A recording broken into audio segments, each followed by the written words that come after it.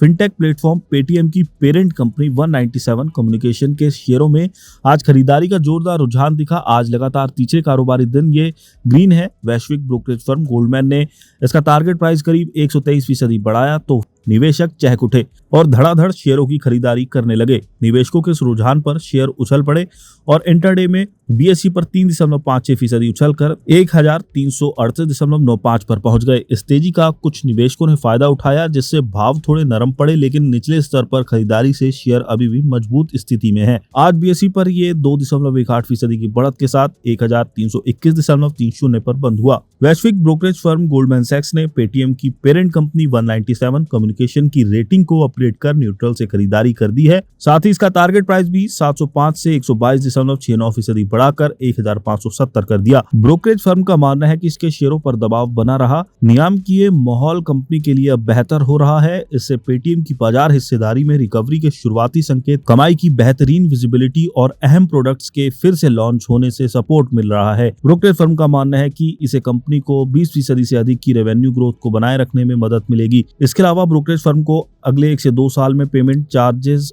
पर पॉजिटिव नियम किए पहले और बाजार में दबदबा बढ़ाने को लेकर सपोर्ट मिलेगा। ब्रोकरेज फर्म का मानना है कि 3 से 4 सालों में कंपनी का ऑपरेटिंग प्रॉफिट मार्जिन 2 गुना से अधिक हो सकता है। एक और ब्रोकरेज फर्म एक्सिस कैपिटल ने पिछले महीने पेटीएम की रेटिंग को डबल अपग्रेड कर रिड्यूस से खरीदारी कर दी थी और टारगेट प्राइस को बढ़ाकर 1500 कर दिया था। ये कंपनी के लिए दूसरा हाईएस्ट टारगेट प्राइस है। वेंचुरा ने इसके शेयरों के लिए सबसे अधिक 2074 का टारगेट प्राइस फिक्स किया है। ओवरऑल बात करें तो इससे कवर करने वाले 19 एनालिस्टों में से 12 ने इसे खरीदारी, 5 ने होल्ड और 2 ने सेल रेटिंग दी है। पेटीएम के शेयरों की घरेलू स्टॉक मार्केट में 18 नवंबर 2021 को एंट्री हुई थी। आईपीओ निवेशकों को इसके शेयर 2150 के भाव पर जारी हुए थे, लेकिन आज तक ये इस भाव को छू भी नहीं पाया है।